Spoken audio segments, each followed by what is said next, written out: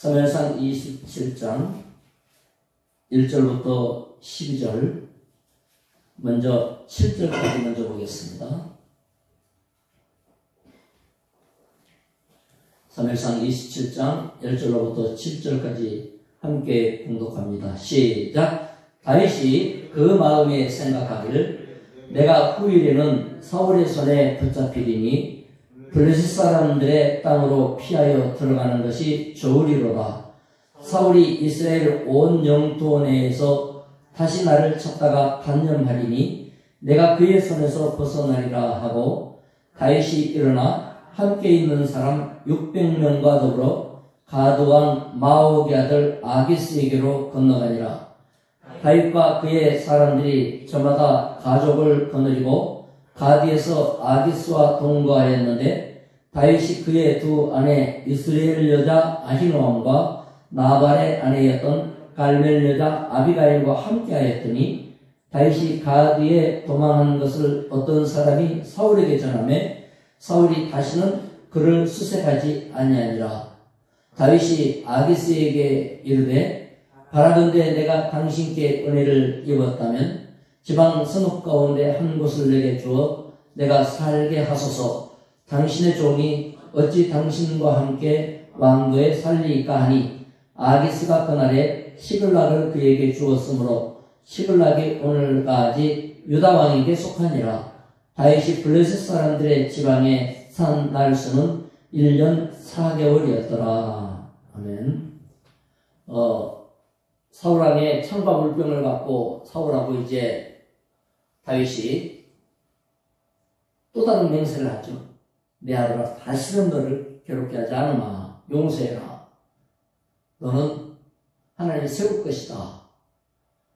참 멋진 약속이에요. 그리고 나서 이어지는 게, 다윗은 사울을 믿지 않아요. 하나님을 믿는 것이지 사울을 믿지 않아요. 왕이 한두 번이었어야죠. 이러다 보니까 이스라엘이 머물지 못하고 옛날에 도망쳤던, 미친 짓 했던, 그래가지고 겨우 살아났던, 그때는 혼자 들어갔죠. 지금은 이제 600명의 청해병이 만들어진 거예요. 왕하고 함께 마주할 만큼의 세력이 된 거죠. 가서 용병이 된 겁니다. 용병으로 쏘달라고.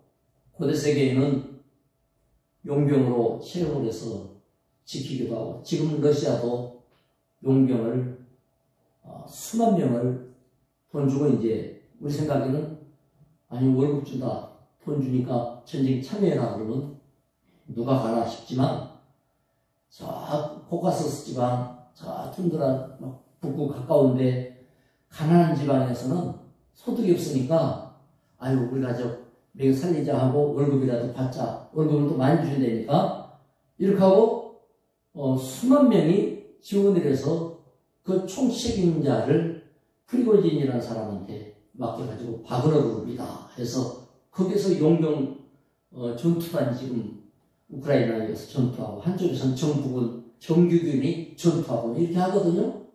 고대 세계에는 더 했죠. 다윗이 이제 용병이 된 거예요.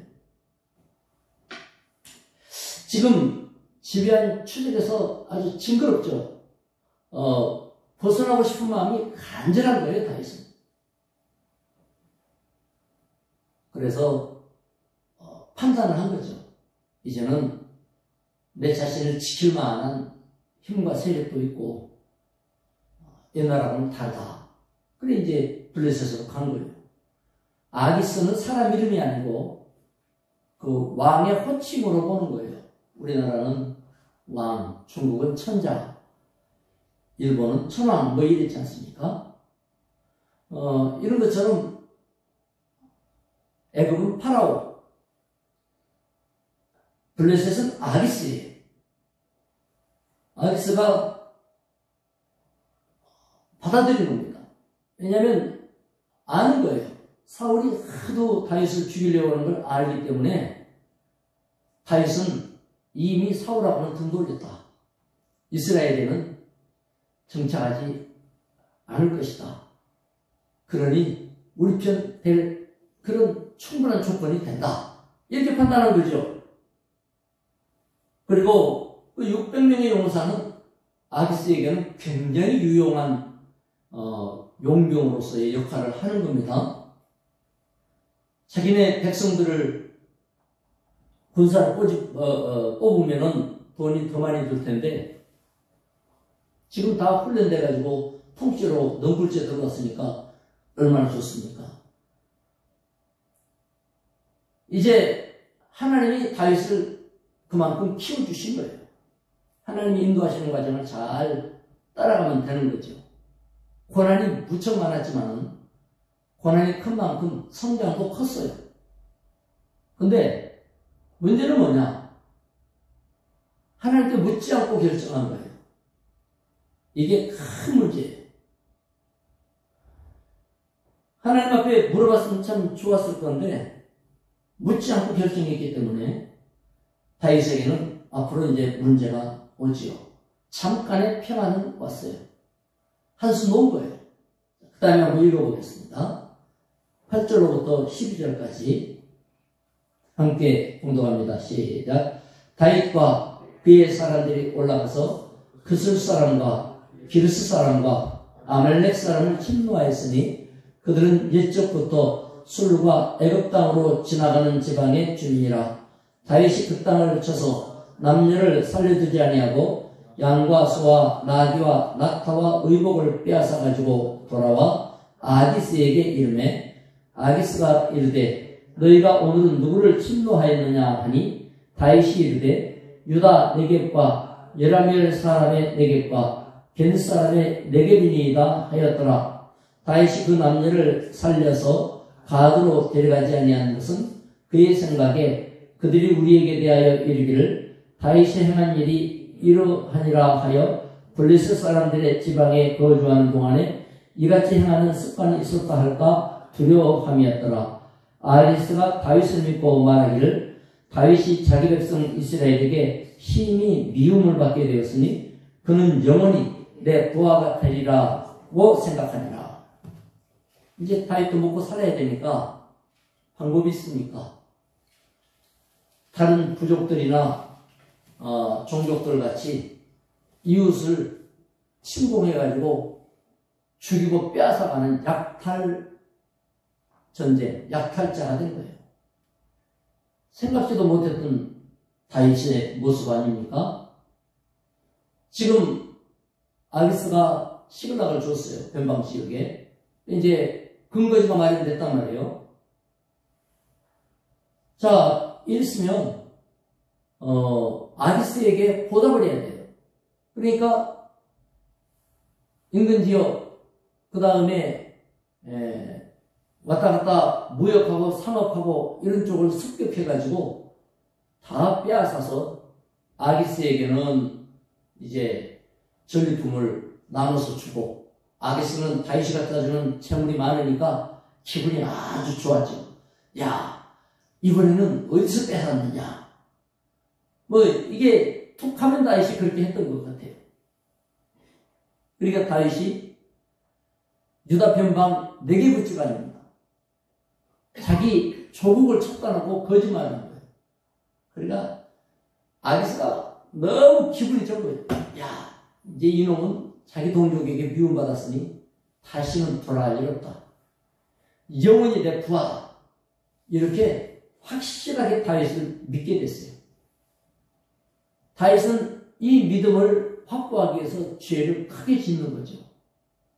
보통 전쟁 때는 여자와 아이들을 살려두거든요. 이방인들도 그래요. 아주 화제들도 그래요. 근데 다윗은 다 죽였어요. 산 사람이 있어가지고 유대인들이 아니고 다른 종족이라는 것이 다윗이 친 사람이 다른 종족이라는 게 들통나면 다윗이 신임받기 위해서 거짓말한 거 이다 들통나고 이러니까 다윗으로서는 이런 그 죄를 더 크게 질 수밖에 없어요. 하나님께서 너는 피를 많이 흘렸으니까 성전 지을 수 없다라고 할 때 단지 전쟁에서 피만 흘린 것만 말하는 게 아니고 무고한 사람, 또 전쟁에 이 싸움 대상도 아닌 사람들을 이렇게 죽이면 안 되죠. 지금도 전쟁 나면 원칙이 뭐냐? 국제법의 원칙은 일반인은 죽이지 말라는 거예요. 그런데 그렇지 않죠. 전쟁 나면 일반인들도 언제 자기들한테 해코지를 할지 모르니까 멀쩡한 사람들까지도 막 죽인단 말이에요. 우리나라도 대통령이 부녀자나 아이들, 일반인들을 대량으로 학살하고 그러면 우리도 무기를 제공하겠다. 러시아로서는 끔찍한 얘기거든요. 한국에서 무기가 제공되면 전쟁이 확 뒤바뀐대요. 세계에서 그런 무기를 제공할 수 있는 나라는 지금 한국밖에 없대요. 유럽 다 합해봐야 한 달에 생산하는 포탄량이 3만 발이 안 된대요. 미국은 말할 것도 없고. 한 달에 8만 발 최소한 필요한데 이거 한꺼번에 해결할 수 있는 나라는 한국밖에 없대요. 그런데다 성능이 좋아가지고 한국 거는 뭐 불발도 없고 또 어마어마한가 봐요. 명분이 뭐예요? 부녀자들, 어린아이들, 군인 아닌 사람 공격하지 말아야 해요. 그때도 마찬가지예요. 그런데 다윗이 이와 같은 일을 한 거예요. 긴장 상태가 계속되면은 사람이 좀 변하긴 변하고 그렇지만은 너무 나빠졌어요. 속히 기도를 회복해야 되는데 다윗은 기도 회복이 안 된 거예요. 이제 아기스는 자기가 받은 이런 그 약탈물과 전리품에 만족을 표현하면서 유다 지역을 약탈했다고 할 때 이제는 동족과 결별됐으니까 영원히 내 부하다. 자기 세력이 커지는 것으로 만족했어요. 이제 그 지역에서 아기스의 세력을 함부로 볼 수 없는 것이 변방 쪽을 다윗이 맡고 있으니까 뭐 정말 든든했어요.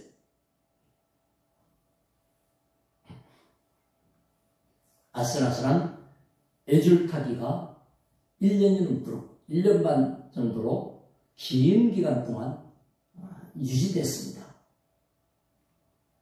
애굽으로 내려가기 전에 야곱은 창세기 46장 1절에서 브엘세바에서 하나님께 예배드려요. 요셉이 아버지 내려오세요. 식구들은 다 내려와도 됩니다.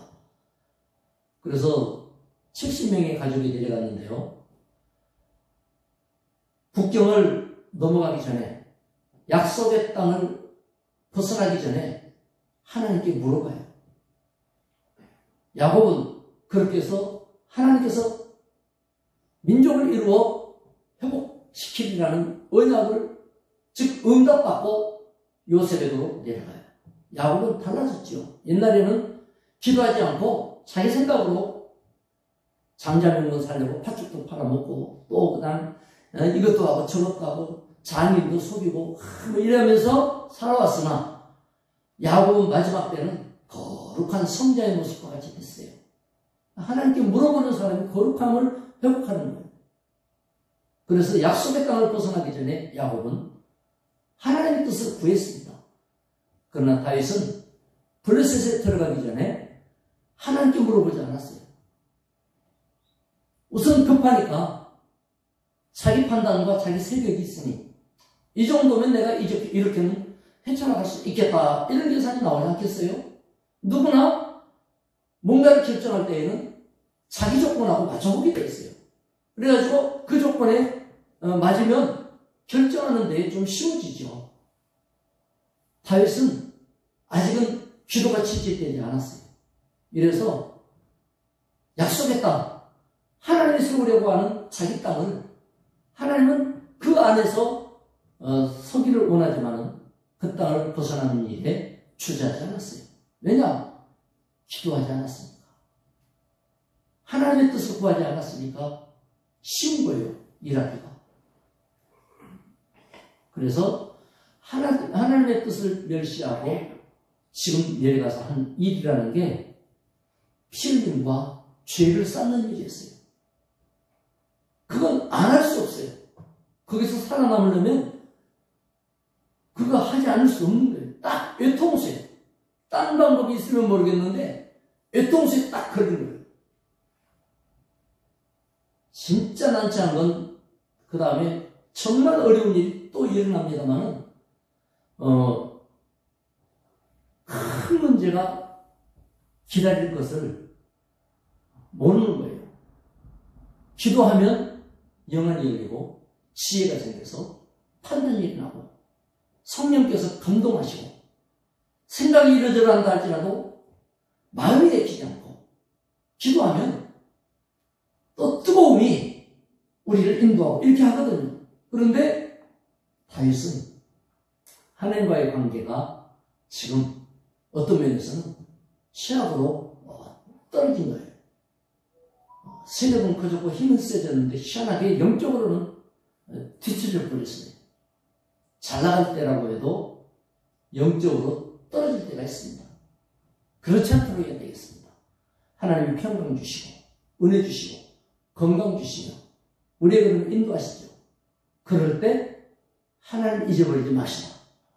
신앙의 걸음을 늦추지 말고 믿음 안에서 주의 뜻을 늘 구하면서 아버지의 뜻을 구하는 습관, 체질, 그런 믿음의 역사로 나날이 인도되어지기를 축원합니다. 기도하겠습니다. 하나님 아버지 감사합니다. 약속의 땅에 하나님이 왕으로 세우려 하는데 그 주인공은 약속의 땅 벗어나는 것 아무 부담이 없었고 야곱과 달리 하나님께 여쭈지 않았습니다. 우리는 답이 정확하게 나온 이 일에 대하여는 기도하지 않고 결정할 때가 많습니다. 주님, 어떤 경우에도 성령 인도받기 원하오니 도와주시옵소서, 감동하여 주옵소서, 가르쳐 주시며 말씀으로 지도하시고 주여 밝히 보여주시기를 원합니다. 주님께서 멋지고 놀라운 길을 분명코 갖고 계시는 것을 믿을진데 우선 보이는 좋은 길보다도 하나님 기뻐하시는 것을 잘 알 수 있도록 도와주시옵소서. 성령이 주장하실 줄 믿습니다. 우리 모두에게 복 내주사 오늘도 하나님과 동행하는 증거들로 충만케 해 주시옵소서. 예수님의 이름으로 기도드리옵나이다. 아멘. 각자 기도하시기 바랍니다.